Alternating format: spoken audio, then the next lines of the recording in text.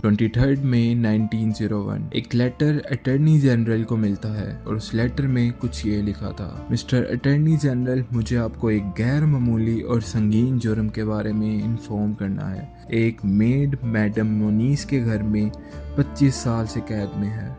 उसके रूम में कोई नहीं जा सकता और उस रूम की विंडोज कवर्ड हैं जिसमें रोशनी का नामो निशान नहीं।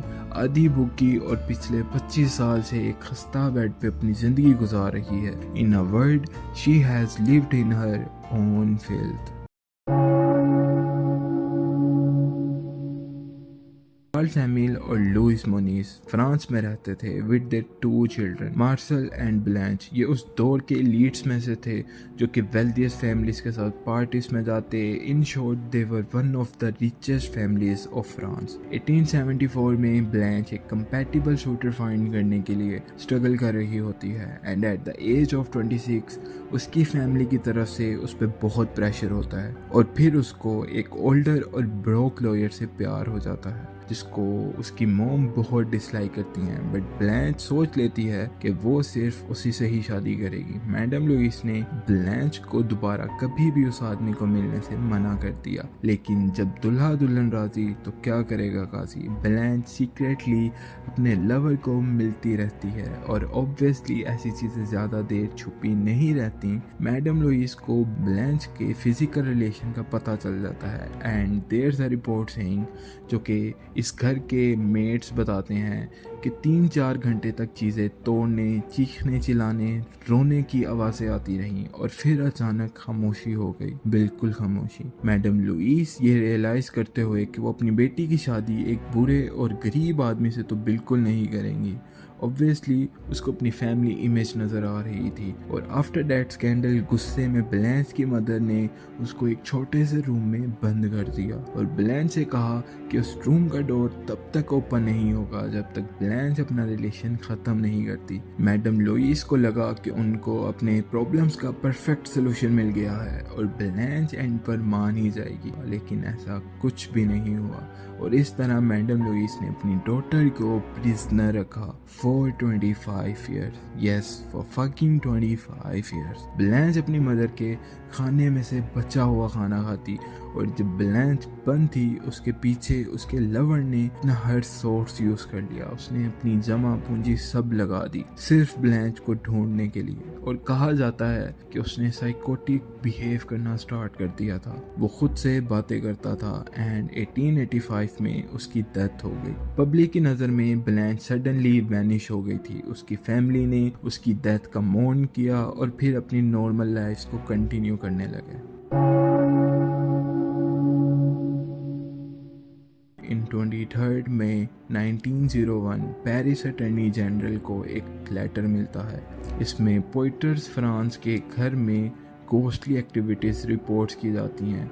उस एनोनिमस लेटर के अकॉर्डिंग एक औरत को बहुत हॉरिबल कंडीशंस में कैप्टिव रखा जा रहा होता है फॉर लास्ट 25 इयर्स। जैसा कि मैडम लुइस एक अपस्टैंडिंग सिटीजन थी, पुलिस को फॉर ऑब्वियस रीजंस लेटर्स में लिखी गई एलिगेशंस पर यकीन नहीं होता। But chief commissioner of Portuguese अपने 3 एजेंट्स को भेजते हैं उस घर को सर्च करने के लिए। वो ऑफिसर्स ने पूरा घर ढूंढा, हर वो जगह देखी जहाँ एक पर्सन या उसके रिमेनिंग्स हो सकते हैं। They found nothing and when they were leaving उन्हें टॉप फ्लोर एटिक से बहुत गंदी स्मेल आती है। वो एजेंट्स क्विकली स्टेयर की तरफ जाते हैं और स्मेल और बढ़ने लगती है और जैसे ही वो फ्रंट डोर पे पहुंचते हैं एटिक कंप्लीटली कवर्ड था। उसकी विंडोज कंप्लीटली कवर्ड थी विद डस्ट, लाइक जैसे सालों से किसी ने इस डोर को ओपन ना किया हो। उन्होंने जैसे ही वो दरवाज़ा तोड़ा और रोशनी एंटर हुई, they were not prepared of what they just saw. वो देखते कि रूम के कॉर्नर में एक डर्टी से ब्लैंकेट के नीचे एक स्केलेटन पड़ा है और कमरे में शदीद स्मेल होती है जिससे वो रूम से बाहर आ जाते हैं और कुछ देर बाद मास्क लगाकर एंटर होते हैं और देखने पर पता चलता है कि ये ब्लैंच मोनीर है। वो कम्प्लीटली नेकेड 8 स्ट्रॉ मैट्रेस पे पड़ी हुई थी जो कि यूरिन और फिल्थ से भरा हुआ था और उसको चेन करके रखा जा रहा था। उसके मैट्रेस के अराउंड बहुत से बग्स होते हैं। वो बहुत कमज़ोर थी, उसका वेट सिर्फ 25 किलो था। यहाँ तक कि उसको देखकर मुश्किल से इंसान कहा जा सकता था।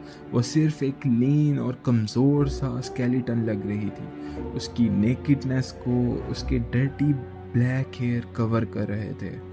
मैडम लुईस, जिन्होंने सिटी में जेनरस कंट्रीब्यूशंस की वजह से अवार्ड्स जीते थे, उनको फौरी तौर पर अरेस्ट कर लिया जाता है और 15 डेज़ लेटर प्रिजन में उनकी डेथ हो जाती है। और ब्लैंच मोनिर अपनी बाकी की लाइफ एक असाइलम में गुजारती है और वहीं पर 1913 में उसकी डेथ हो जाती है।